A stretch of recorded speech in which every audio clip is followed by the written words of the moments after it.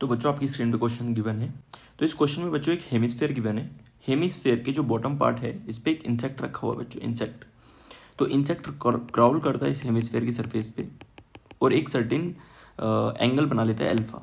तो हमें क्या बताना है, उस एंगल की मैक्सिमम पॉसिबल वैल्यू बतानी है। और क्वेश्चन में गिवन है कि जो कोफिशिएंट ऑफ फ्रिक्शन है between surface of hemisphere and insect it is 1/3।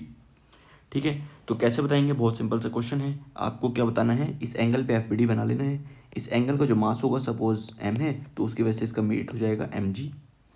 इसके दो कंपोनेंट ले लो बच्चों, एक तो नॉर्मल डायरेक्शन में तो ये एंगल भी अल्फा हो जाएगा।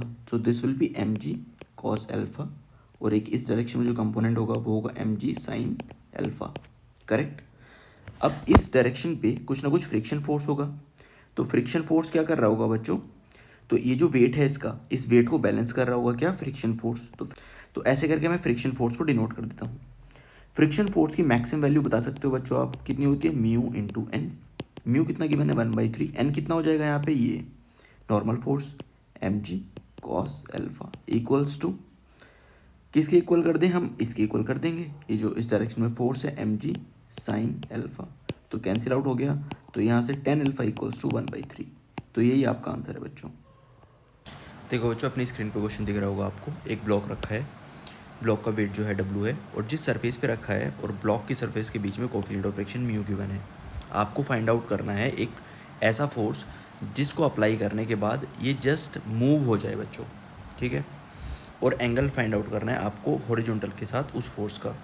तो यहाँ दो सिनेरियो हो सकते हैं, या तो फोर्स ऐसे लगेगा या फोर्स ऐसे लगेगा। आप बताओ फोर्स कैसे लगेगा, ऐसे लगाऊँ या फिर ऐसे लगाऊँ। बाई लुकिंग एट इट, अगर मैं ऐसे फोर्स लगाऊंगा तो इसका एक कंट्रीब्यूशन क्या करेगा बच्चों, नॉर्मल रिएक्शन को बढ़ा देगा। करेक्ट। तो जब ये नॉर्मल फोर्स बढ़ जाएगा तो बच्चों रिक्वायर्ड फ्रिक्शन भी बढ़ जाएगा। ठीक है, तो उसको ओवरकम करने के लिए हमें ज़्यादा फोर्स की ज़रूरत पड़ेगी। तो कौन सा वाला गलत हो गया हमारा, ये ऐसे फोर्स नहीं लगेगा, ये गलत है। अब हम इसका बनाते हैं बच्चों एफ। तो इसका वेट कितना है बच्चों, W है, और हॉरिजॉन्टल से डायरेक्शन से एंगल बना दिया मैंने थीटा। तो इस डायरेक्शन में फोर्स कितना हो जाएगा बच्चों, हॉरिजॉन्टल डायरेक्शन में, इसका कंपोनेंट बताओ एफ कॉस थीटा, और इस डायरेक्शन में कंपोनेंट हो जाएगा इसका एफ साइन थीटा। तो टोटल नॉर्मल फोर्स कितना हो जाएगा बच्चों, इस डायरेक्शन में फोर्स देखना है आपको।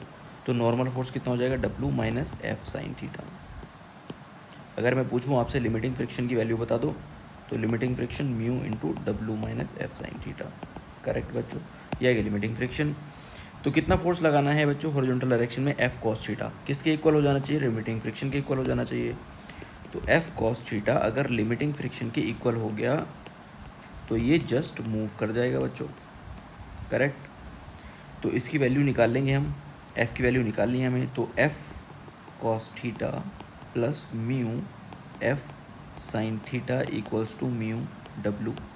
अब इसकी वैल्यू बताओ, आपको मैक्सिमम वैल्यू कितनी होती है बच्चों इसकी, किसकी मैक्सिमम वैल्यू निकालनी है, mu sine theta plus cos theta equals to mu N.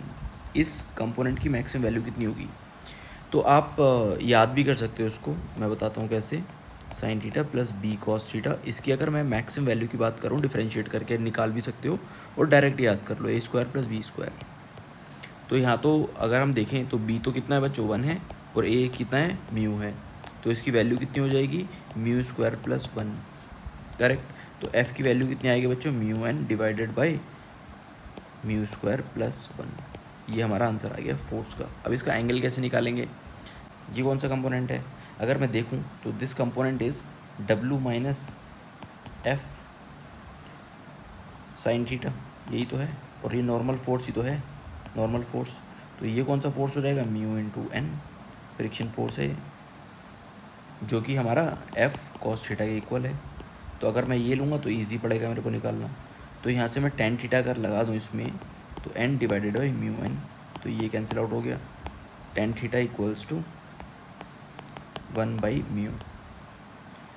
I hope बच्चों आपको समझ में आ गया होगा, बहुत इजी सा क्वेश्चन है, और ये पार्ट स्पेशली बहुत सारा टाइम सेव करेगा अगर आप ऐसे इस अंडरस्टैंडिंग से जाओगे तो। ठीक है बच्चों, नेक्स्ट वीडियो में मिलते हैं और क्वेश्चंस के साथ, तब तक के लिए टेक केयर, बाय बाय।